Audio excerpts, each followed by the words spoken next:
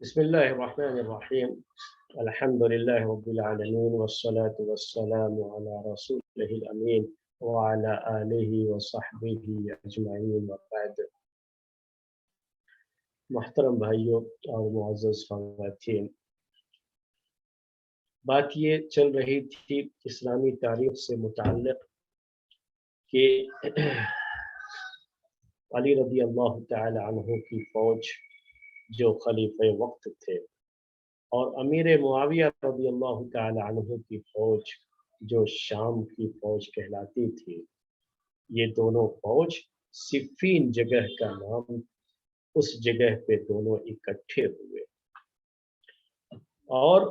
اس جگہ پر اکٹھا ہونے کے بعد وہیں پر دونوں فوجوں کے درمیان، دونوں اسلامی فوج تھی، اسلامی درمیان جو جنگ ہوئی ہے اس جنگ کے تعلق سے ہی آج کا درس ہے۔ جنگ صفین کہا جاتا ہے اسے۔ یہ بات ہم نے ذکر کی تھی آپ کے سامنے کہ پہلے امیر معاویہ رضی اللہ تعالی عنہ وہاں پہنچے تھے، وہاں جو پانی تھا، پانی کے اوپر ان کا قبضہ تھا۔ بعد میں علی رضی اللہ تعالی عنہ کی فوج وہاں پہنچی تو علی رضی اللہ تعالی عنہ کی فوج جب وہاں پہنچی تو ان کے لیے پانی کا مسئلہ درپیش تھا۔ اس سلسلے میں ہم نے آپ کے سامنے بات ذکر کی کہ صحیح روایتوں کے مطابق بات یہ ہے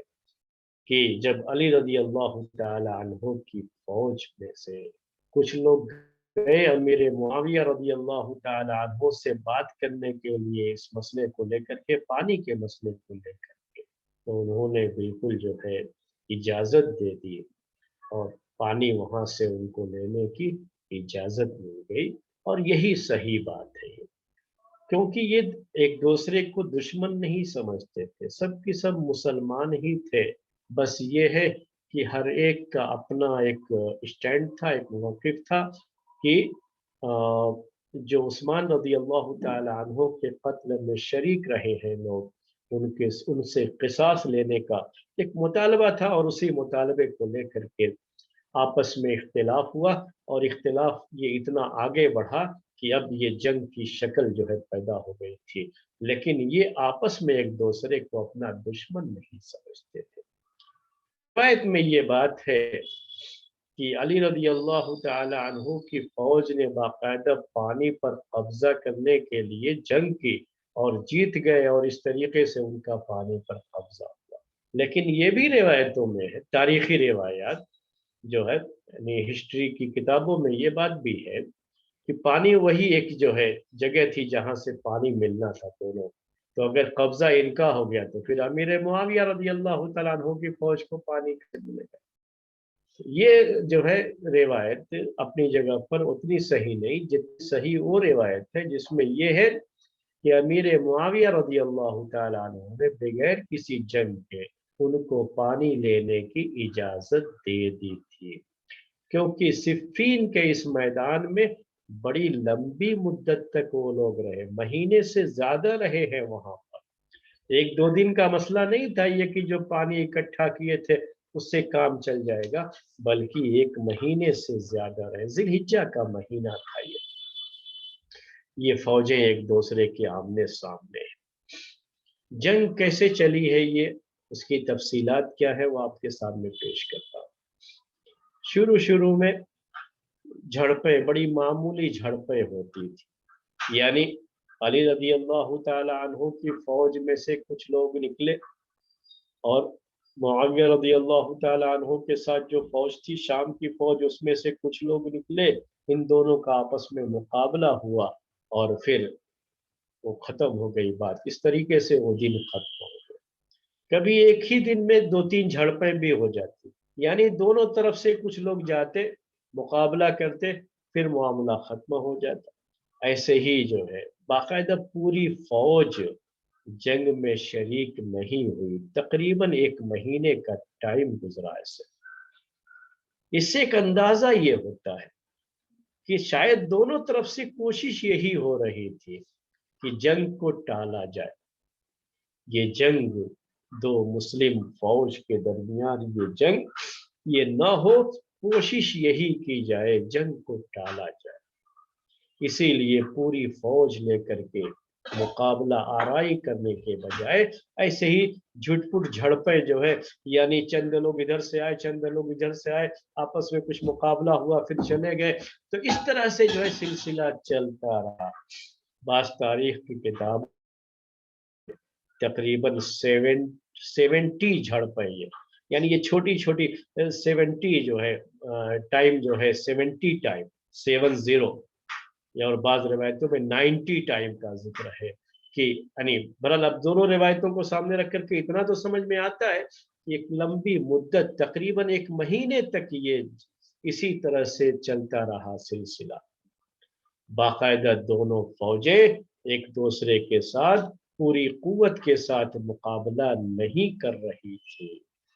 جس سے ایک اندازہ ہوتا ہے، میں نے آپ سے یہ کہا کہ دونوں طرف سے شاید کوشش یہی تھی کہ کہیں سے صلح ہو جائے اور معاملہ ختم ہو جائے، آپس میں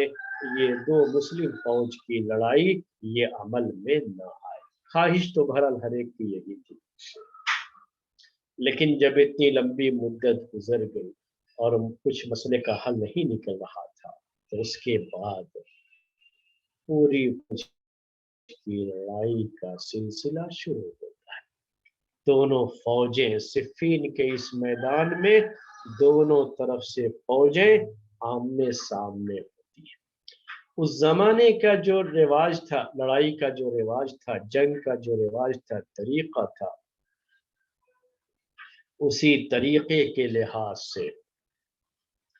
باقاعدہ جو ہے ایک قلب کہتے تھے فوج کا، جو بیچ کا حصہ ہوتا تھا، ایک میمنہ کہتے تھے، ایک میسرہ کہتے تھے۔ میمنہ جو رائٹ سائڈ کی طرف، میسرہ جو لیفٹ سائڈ کی طرف ہوتا تھا، پیچھے ایک حصہ ہوتا تھا، ایک حصہ آگے ہوتا تھا۔ اس طرح سے ایک فوج کو ترتیب دیتے تھے، اور ہر حصے کے لیے، ہر پارٹ کے لیے الگ الگ جو ہے کمانڈر بھی ہوتے تھے، اور ایک جنرل کمانڈر ہوتا تھا، قائد اعظم ان کا ہوتا تھا کہہ لیجیے، یعنی ان کا جو سپہ سالار ہوتا تھا، جس کو آج جو ہے چیف کمانڈر کہہ سکتے ہیں آج کے زبان میں، تو ایک چیف کمانڈر بھی ہوتا تھا۔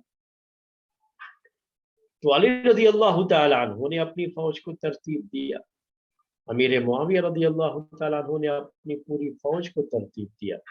بدھ کا دن تھا، وینسڈے، یوم الاربعاء عربی میں کہتے ہیں۔ اس دن پہلی مرتبہ پوری فوجی قوت کے ساتھ، پوری فوجی طاقت کے ساتھ دونوں کا مقابلہ ہوتا ہے میدان میں،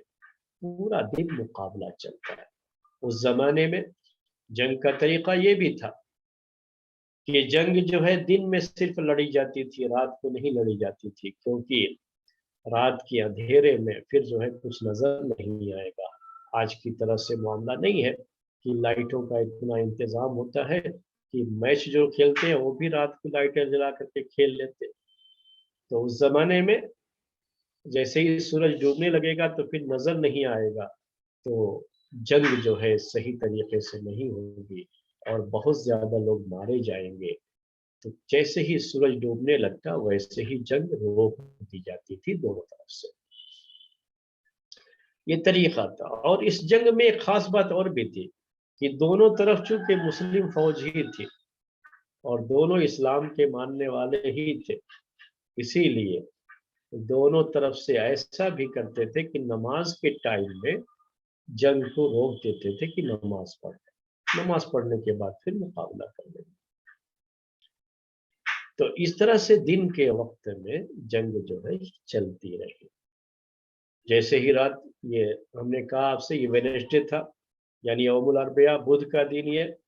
پورا دن جو ہے جنگ چلی، پھر رات کو اس جنگ جو ہے رک گئی۔ جیسا طریقہ تھا اس زمانے کا، اس کے لحاظ سے جنگ رک گئی۔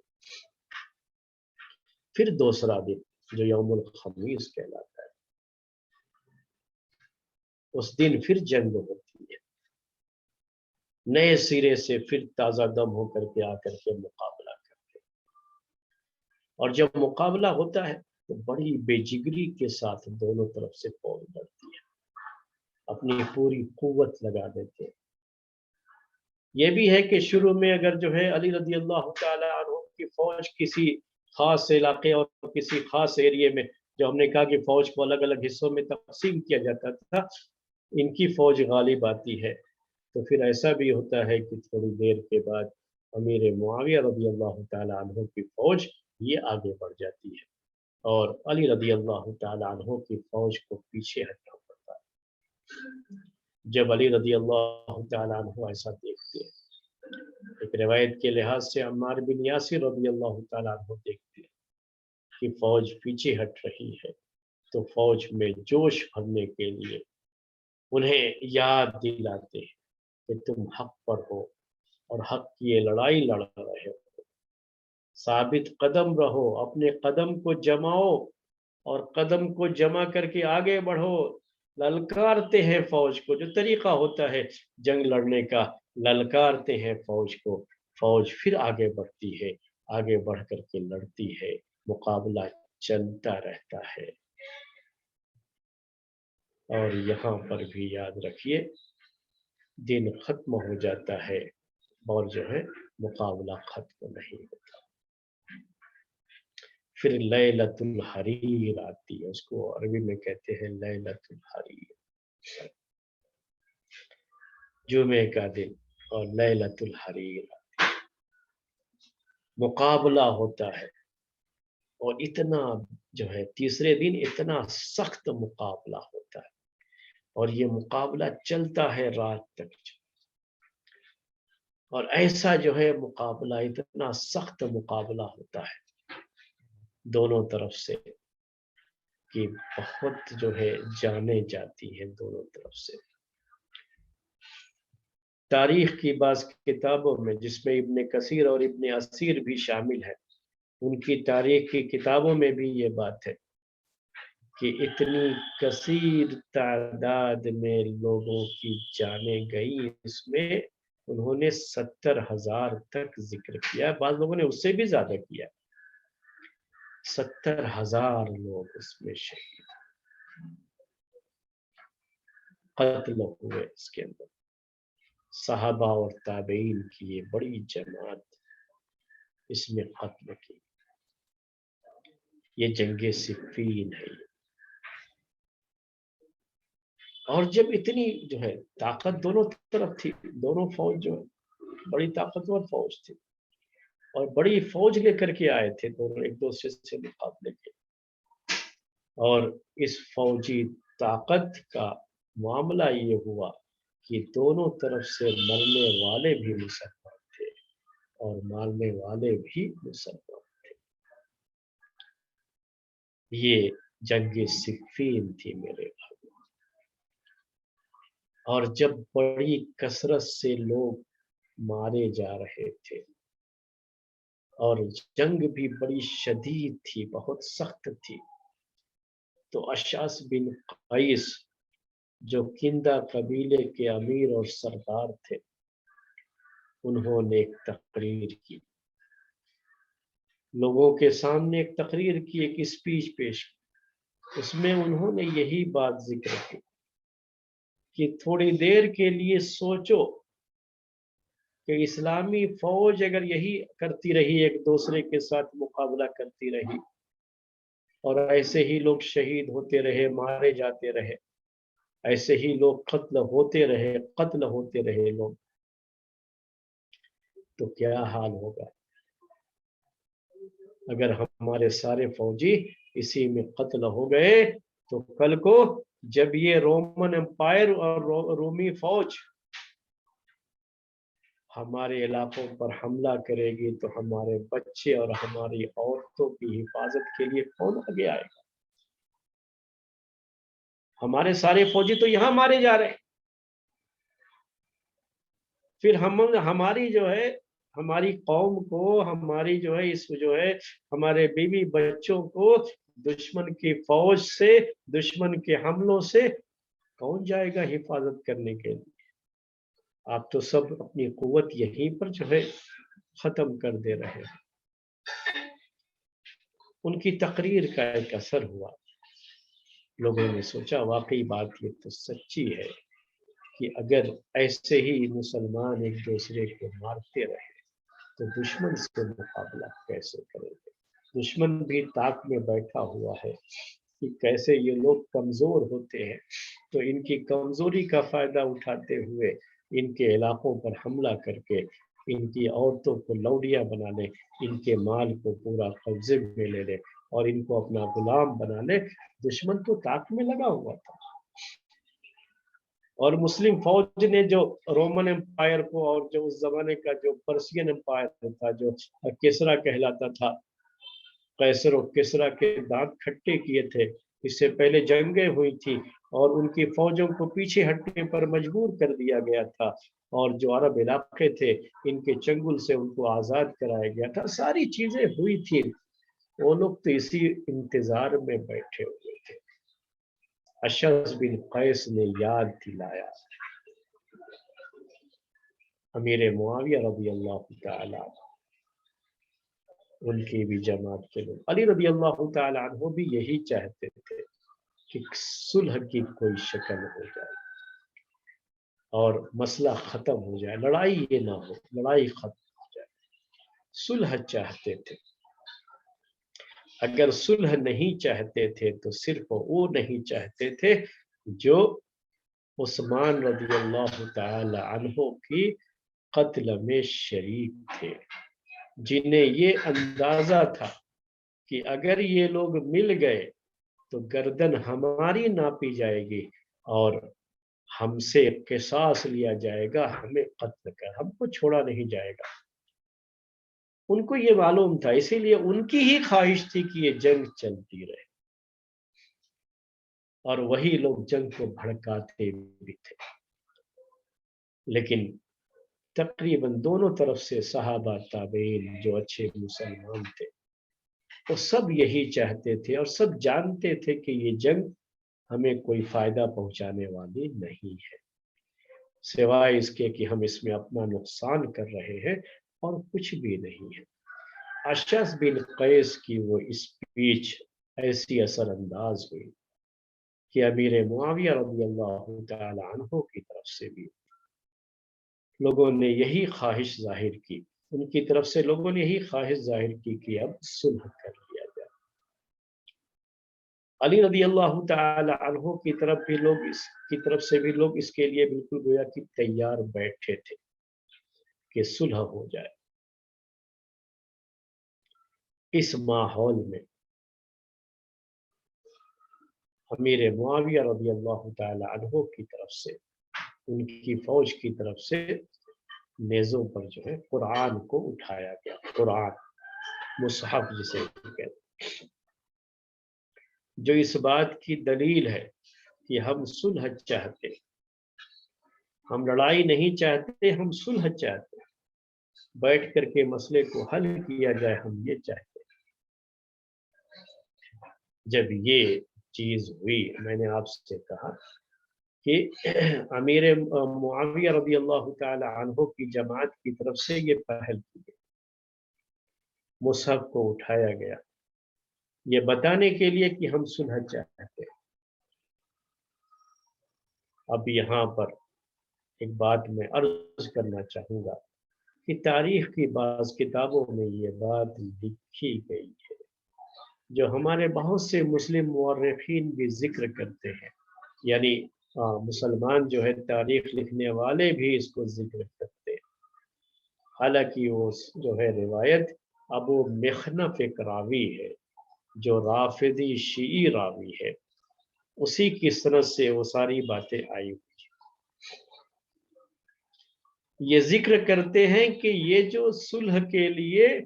कुरान और मुसहफ को उठाने की बात थी, ये असल में अमर बिन आस रज़ियल्लाहु तआला अन्हु की चाल थी, और उन्होंने धोखा दिया अली रज़ियल्लाहु तआला, और उनके ताल्लुक से बड़ी गलत बातें लिखी गई। हमारे मुस्लिम मुअर्रिखीन भी जिक्र करते हैं कि ये बड़ा चालबाज, बड़ा मक्कार और बड़ा धोखेबाज शख्स था। इसने मुसहफ को उठा करके अली रज़ियल्लाहु तआला अन्हु को धोखा दिया। ये लोग हार रहे थे, अब जंग की बाजी हार चुके थे, तो इन्होंने عمر بن عاص رضی اللہ تعالی عنہ نے مصحف اٹھانے کا جو ڈرامہ کیا، یہ حقیقت میں ایک دھوکہ تھا جو علی رضی اللہ تعالی عنہ کے ساتھ کیا گیا۔ یہ کس کے بارے میں بات کہہ رہے ہیں بولیے؟ عمر بن عاص رضی اللہ، جو کہ صحابی ہے، مشہور صحابی ہے، جنہیں فاتح مصر کہا جاتا ہے۔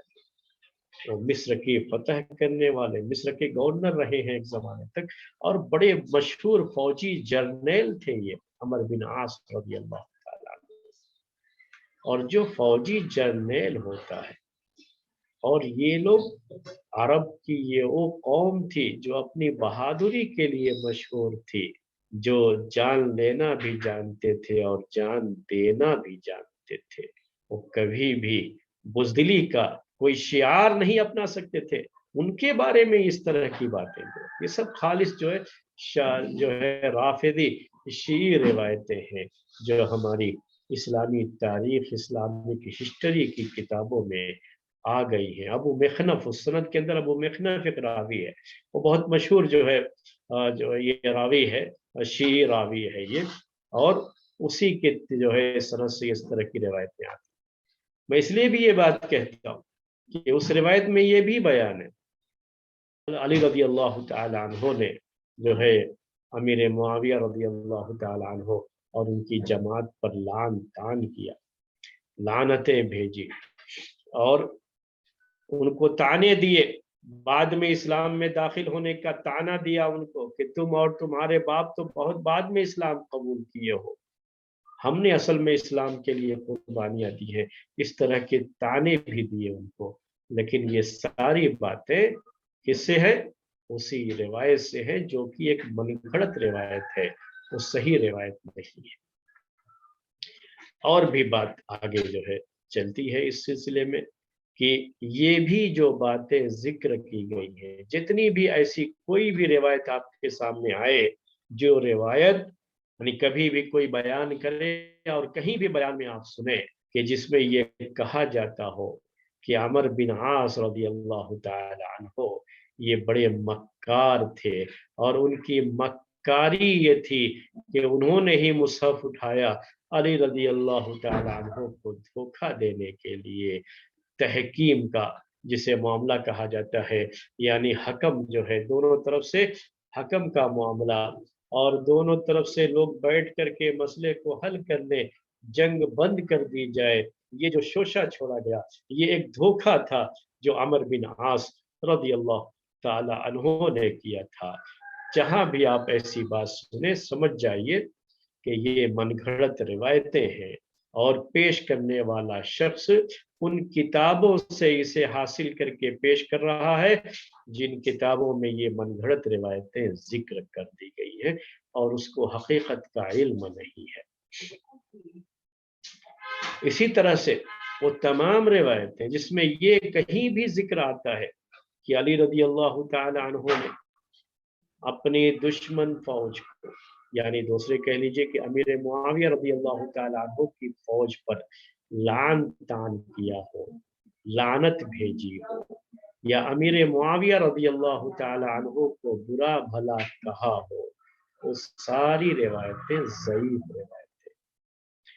وہ شیعی روایتیں ہیں، اور شیعوں کے طریق سے ہی، شیعوں کی سندوں سے ہی ہماری اسلامک ہسٹری کی بکس میں یہ روایتیں آئی ہیں، اور لوگ اسے ذکر کرتے ہیں۔ اس میں سے کوئی بھی بات بھی ثابت نہیں ہے، اور جو ثابت بات ہے وہ یہ ہے کہ جب علی رضی اللہ تعالی عنہ کسی کی بھی لاش، دونوں طرف سے لوگوں جو ہے مارے گئے تھے، میں نے ابھی بتایا آپ کو، بڑی تعداد میں مارے گئے تھے، بعض لوگوں نے تو تعداد جو ہے 70,000 کے قریب لکھی ہے، اور باقاعدہ تعداد بھی لکھی ہے کہ 25,000 کے قریب جو ہے علی رضی اللہ تعالیٰ عنہ کی فوج کے، اور 40,000 کے قریب امیر معاویہ رضی اللہ تعالیٰ عنہ کی فوج کے لوگ مارے گئے تھے۔ لیکن ایک بات جو ہے بعض مورخین یہ بھی لکھتے ہیں کہ یہ تعداد بہت زیادہ ذکر کی گئی ہے، اتنی بڑی تعداد بہرحال مرنے والوں کی نہیں تھی۔ ایسا ہوتا ہے کہ ذکر کرنے میں کبھی کچھ مبالغہ بھی ہو جاتا ہے۔ تو یہ سب تعداد جو بیان کی گئی ہے مبالغے سے خالی نہیں ہے، تاہم یہ اپنی جگہ پر درست ہے کہ بڑی تعداد میں لوگ مارے گئے تھے، اچھی خاصی تعداد جو ہے اس وقت قتل ہوئی تھی، ان سب کو دفنایا جاتا تھا، اور چاہے وہ علی رضی اللہ تعالی عنہ کی جماعت کے ہوں، چاہے امیر معاویہ رضی اللہ تعالی عنہ کی جماعت کے ہوں، جدھر کے بھی ہوں، جب وہ لاش لائی جاتی تھی تو رحم و جنازے کی نماز ادا کرنا اور ان کے لیے مغفرت کی دعائیں کرنا، یہ ساری باتیں ہوتی تھی۔ علی رضی اللہ تعالی عنہ کے تعلق سے ایسی روایتیں بھی موجود ہیں کہ وہ باقاعدہ ان کے لیے مغفرت کی دعائیں کرتے تھے کہ اللہ تعالیٰ انہیں معاف کر دے۔ لعن تان کی بات تو کہیں بھی نہیں ہے، گالی گلوچ کی بات تو کہیں بھی ثابت نہیں ہے، نہ علی رضی اللہ تعالی عنہ کی طرف سے اور نہ ہی امیر معاویہ رضی اللہ تعالی عنہ کی طرف سے، کسی بھی طرف سے مخالف کو لعن طعن کیا گیا ہو یا گالی گلوچ کی زبان استعمال کی گئی ہو یا بد دعائیں دی گئی ہوں، ایسا کچھ بھی نہیں ہوا۔ ہر کوئی یہ سمجھتا تھا کہ یہ ہمارے اپنے بھائی ہیں، جو کسی غلط فہمی کا شکار ہو گئے۔ غلط فہمی یعنی مس انڈرسٹینڈنگ جسے آج کل آپ کہتے ہیں، ہر کوئی یہی سمجھتا تھا کہ یہ ہمارے بھائی ہیں، مس انڈرسٹینڈنگ کا شکار ہو گئے ہیں۔